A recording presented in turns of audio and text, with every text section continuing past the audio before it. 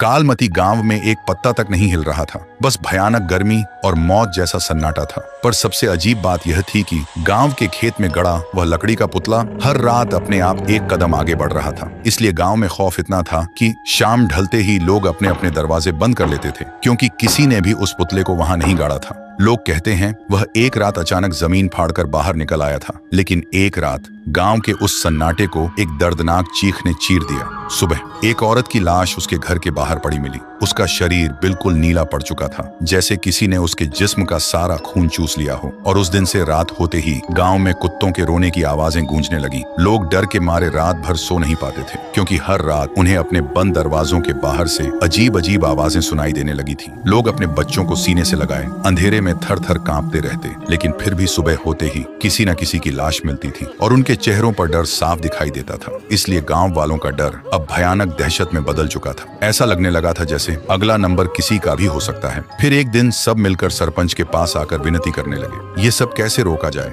गांव वालों की दहशत देखकर सरपंच ने आखिरकार रात में एक तांत्रिक को बुलाया। तांत्रिक ने आते ही महसूस किया जैसे किसी ने वहां की हवा से जिंदगी ही निचोड़ ली हो। फिर वह अपनी आंखें बंद करता है और देखता है कि कुछ वक्त पहले चांदनी नाम की लड़की अपनी बीमार माँ के लिए रात के अंधेरे में दूसरे गांव से वैद्य को बुलाने जा रही थी। लेकिन कुछ दूर जाते ही उसके सामने सरपंच का बेटा आया और उसके साथ दरिंदगी की। फिर उसे मारकर खेत में फेंक दिया। उधर बेटी के इंतजार में बीमार माँ ने भी तड़प कर दम तोड़ दिया। लेकिन चांदनी की आत्मा बदले की आग में उस खेत में रखे उस पुतले में कैद हो गई थी और तब से वह पूरे गांव को मिटा देना चाहती है। यह नजारा देखकर तांत्रिक की रूह कांप उठी। फिर उसने गांव वालों के सामने सारा सच बता दिया। सच सुनते ही सरपंच का सिर शर्म के मारे झुक गया। अगली सुबह गांव वालों की भीड़ उस खेत के किनारे खड़ी थी। भीड़ के आगे सरपंच था और उसके पैरों में गिड़गिड़ाता हुआ उसका अपना बेटा। सरपंच की आंखों में आंसू थे, पर हाथ में एक कुल्हाड़ी थी। तभी उसने एक झटके में अपने ही बेटे का सिर धड़ से अलग कर दिया। खून के छींटे सीधा उस पुतले पर जा गिरे और सरपंच घुटनों के बल जमीन पर गिरकर रोते हुए बोला,